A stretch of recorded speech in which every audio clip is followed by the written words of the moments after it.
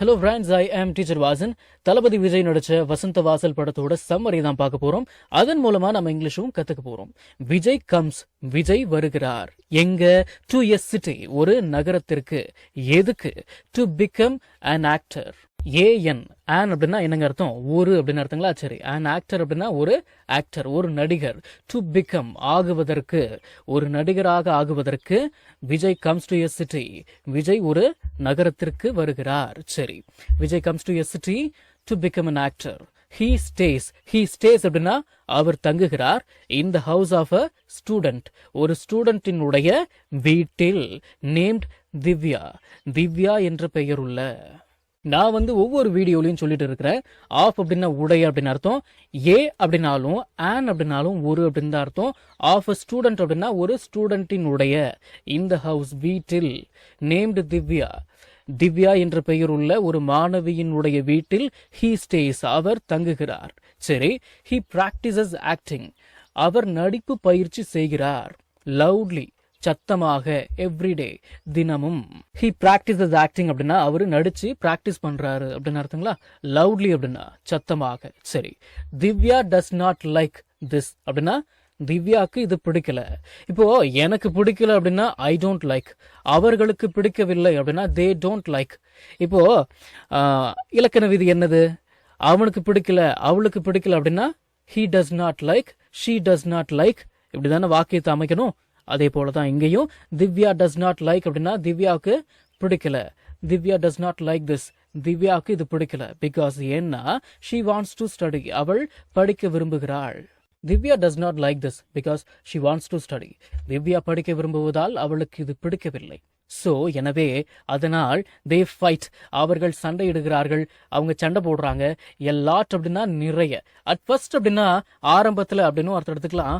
முதல்ல அப்படின்னு கூட அர்த்தம் எடுத்துக்கலாம். அதனால் ஆரம்பத்தில் அவர்கள் நிறைய சண்டை போடுகிறார்கள்.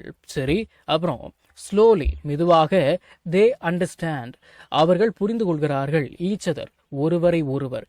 each other அப்படின்னா ஒருவரை ஒருவர். and become friends, மற்றும் நண்பர்கள் ஆகிறார்கள். மெதுவாக ஒருவரை ஒருவர் அவர்கள் புரிந்து கொண்டு நண்பர்கள் ஆகிறார்கள். தினசரி பயன்படுத்தப்படும் 1000 இங்கிலீஷ் வாக்கியங்கள் தமிழ் அர்த்தத்துடன் ஒரே பிடிஎஃப்ல வெறும் 199 ரூபாய் மட்டுமே. ஸ்கிரீன்ல தெரிகிற நம்பருக்கு இப்பவே வாட்ஸ்அப் பண்ணுங்க. இது புக் இல்ல, பிடிஎஃப் ஃபைல். ஃப்ரீ டைம்ல பிடிஎஃப் ஓபன் பண்ணி போன்லயே லேர்ன் பண்ணிக்கலாம். நீங்க பணம் அனுப்பிய உடனே வாட்ஸ்அப் மூலமா பிடிஎஃப் உடனடியா வாங்கிக்கலாம்.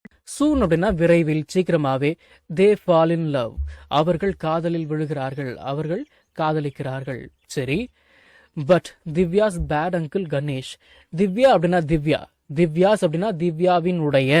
அப்பாஸ்ட்ரோபி எஸ் வந்துருச்சுன்னா உடைய அப்படின்னு அர்த்தங்களா? சரி, but Divya's bad uncle Ganesh wants to marry her. HER, her அப்படின்னா அவளை, அவளுடைய. ஆனால் திவ்யாவினுடைய கெட்ட மாமா கணேஷ் அவளை திருமணம் செய்ய விரும்புகிறார். சரி, Ganesh tries heart. Ganesh tries heart அப்படின்னா கணேஷ் ரொம்ப முயற்சி பண்றாரு. கணேஷ் கடுமையாக முயற்சிக்கிறார். டு செப்பரேட் them, அவர்களை பிரிக்க. டு செப்பரேட் அப்படின்னா பிரிப்பதற்கு. them அப்படின்னா அவர்களை, இவர்களை அப்படின்னு அர்த்தங்களா? சரி, Ganesh tries hard to separate them, அவர்களை பிரிக்க கணேஷ் மிகவும் முயற்சிக்கிறார். ஃபைனலி, இறுதியாக Vijay fights with Ganesh. Vijay fights with Ganesh அப்படின்னா விஜய் கணேஷுடன் சண்டையிடுகிறார். அண்ட் மற்றும் மேரிஸ் திவ்யா, திவ்யாவை திருமணம் செய்கிறார்.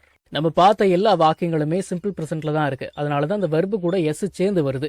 நான் ஃபைட் பண்றேன் அப்படின்னா ஐ ஃபைட், நீ ஃபைட் பண்ற அப்படின்னா யூ ஃபைட், அவன் ஃபைட் பண்றான் அப்படின்னா ஹீ ஃபைட்ஸ். அதனாலதான் விஜய் ஃபைட்ஸ், விஜய் மேரிஸ். அப்ப நான் பிராக்டிஸ் பண்றேன் அப்படின்னா ஐ பிராக்டிஸ், அவன் பிராக்டிஸ் பண்றான் அப்படின்னா ஹீ பிராக்டிசஸ். நான் சாப்பிட்றேன் அப்படின்னா ஐ ஈட், அவன் சாப்பிட்றான் அப்படின்னா ஹீ ஈட்ஸ். புரியுதுங்களா ஏன் எஸ் வந்திருக்குன்னு? ஏன்னா இதெல்லாம் இலக்கண விதி, மனசுல வச்சுக்கோங்க. நம்ம தமிழ்ல பேசக்கூடிய அன்றாட வாக்கியங்களை இங்கிலீஷ்ல இப்படி பேசலாம்னு சொல்லி ஒரு 1000க்கும் மேற்பட்ட ஆங்கில வாக்கியங்களை தமிழ்ல மொழிபெயர்த்து ஒரு 5 பிடிஎஃப் நான் ரெடி பண்ணி வச்சிருக்கேங்க. ஒரு பிடிஎஃப் பிரைஸ் பாத்தீங்கன்னா 50 ருபீஸ். ஆனா இந்த 5 பிடிஎஃபையும் நீங்க 250 ரூபாய் கொடுத்து வாங்க தேவையில்லை. ஜஸ்ட் 199 ருபீஸ் பே பண்ணி நீங்க வாங்கிக்கலாம். இந்த பிடிஎஃப்ஸ்ல இருக்கக்கூடிய 1000 வாக்கியங்களும் பேசக்கூடிய வாக்கியங்கள் தானே தவிர இந்த சென்டென்ஸ் கொடுத்து வச்சிருக்காங்களே இதை நான் எங்க பேச போறேன் அப்படின்ற ஃபீலே உங்களுக்கு வராது. இதை நீங்க பிடிஎஃப் ஃபார்மேட்ல வாங்கிக்கிறதால உங்களுடைய ஃப்ரீ டைம்ல பிடிஎஃப் ஓபன் பண்ணி போன்லயே லேர்ன் பண்ணிக்கலாம். நீங்க பணம் அனுப்பின உடனே வாட்ஸ்அப் மூலமா உங்களுக்கு 5 PDF அனுப்பிடுவேன். So what are you guys waiting for? ஸ்கிரீன்ல தெரியுற நம்பருக்கு இப்பவே வாட்ஸ்அப் பண்ணுங்க, இல்லனா கால் பண்ணுங்க.